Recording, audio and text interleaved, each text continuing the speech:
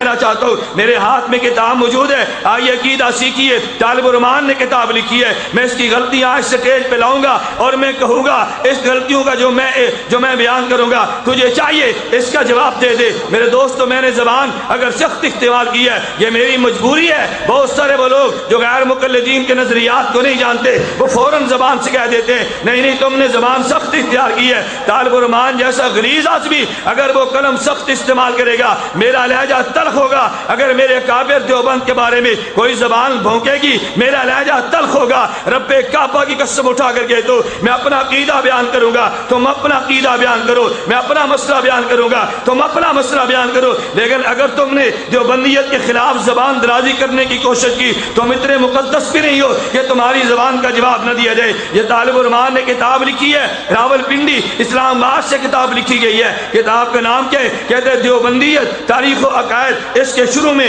یہ بحث کرتے ہوئے طالب الرحمان لکھتے ہیں آپ اندازہ تو کرو تمہارے زبانے میں کتنا سخت لہجہ اس شیطان نے اختیار کیے۔ کہتے ہر چمکتی چیز کو سونا سمجھنا عقل مندی نہیں، لہذا ان کے دعووں اور تقریروں سے دھوکہ کا اگر ان کو موحد شمار کرنا بے عقلی ہے، یعنی علماء دیوبند بے عقل ہے۔ میں مولانا توحیدی صاحب سے گزارش کرتا ہوں تم خود کو توحیدی کہتے ہو، وہ تم کو مشرک کہتے، تو کیا جوڑ ہے ہمارا ان کا کوئی جوڑ نہیں ہے۔ یہی طالب الرحمان کہتے ہیں میں دیوبندیوں سے مشورہ دیتا ہوں اپنے علماء کے شرکیہ عقائد سے برات کے اظہار کر کے اپنے عقیدوں کو کتاب و سنت کی روشنی میں قبول کر لو۔ یہی طالب الرحمان ایک عنوان قائم کرتا ہے اصلی چہرہ کے نام پہ۔ میں کہتا ہوں دیوبندیوں تم بھی عقل کے ناخن لو، تمہیں پتہ چلے تمہیں بھونکنے والا تمہارے شہر میں رہتے، دیوبند کے اوپر تبرہ کرنے والا تمہارے شہر میں رہتے، لیکن کوئی اس کی کلاس لینے کے لیے تیار نہیں ہے۔ یہ دامن میں جو چور گھسا ہوا تھا اس کو باہر نکالنا چاہیے۔ اصلی چہرہ عنوان قائم کرنے کے بعد کہتے ہیں آج کل عام لوگوں کے ذہنوں میں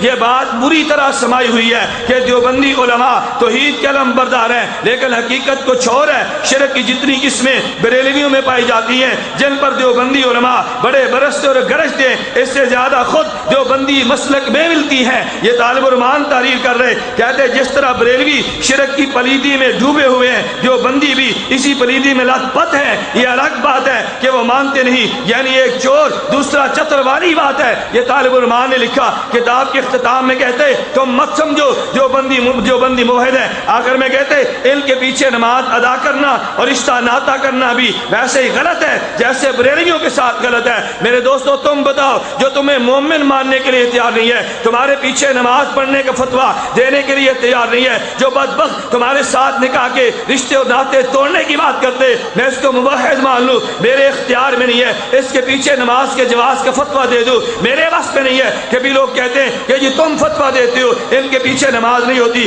غیر مقلد تو میری مسجد میں نماز پڑھتے وہ دھوکہ دیتے تمہارے علم میں نہیں ہے۔ ایک رافضی ہے اور ایک نیم رافضی ہے، جس کو تم شیعہ کہتے ہو میں اس کو رافضی کہتا ہوں، جس کو تم غیر مقلد کہتے ہو میں اس کو نیم رافضی کہتا ہوں۔ ایک نظریہ ان کا ایک نظریہ ان کا، کبیر اپنے توفیق عطا فرمائی، میں تفصیلاً اس پہ بات کرتا چلا جاؤں گا ان دونوں میں فرق کیا ہے، دونوں آپس میں کتنے قریب ہیں۔ جس طرح اس کے مذہب میں تقیہ اس کے مذہب میں بھی تقیہ ہے، دونوں تقیہ کے قائل ہیں۔ فتاوی استاریہ کراچی سے چھپے، مفتی عبدالستار سے ایک اہل حدیث مسئلہ پوچھتے حضرت یہ تو بتائیں کیا دیوبندی حنفی امام کے پیچھے نماز ہو جاتی ہے؟ کہتے نماز ہوتی تو نہیں ہے۔ کہا پھر ادا کریں یا نہ کریں؟ کہتے نماز پڑھ لیا کرو۔ حضرت جب نماز نہیں ہوتی پھر پڑھنے کے لیے کیوں جائیں؟ جواب سن، کہتے اس لیے جب تم حنفی کی مسجد میں جاؤ گے بلند آواز سے آمین کہو گے، لوگ پوچھیں گے تم نے آمین کیوں کہی ہے؟ تم ما فاتحہ خلف تم رفع الیدین کرو گے، لوگ پوچھیں گے تم نے کیوں کی ہے؟ تم ٹانگیں چوڑی کر کے کھڑے ہو جاؤ گے، لوگ پوچھیں گے تم نے ٹانگیں چوڑی کیوں کی ہیں؟ تمہیں دعوت دینے کا موقع مل جائے گا۔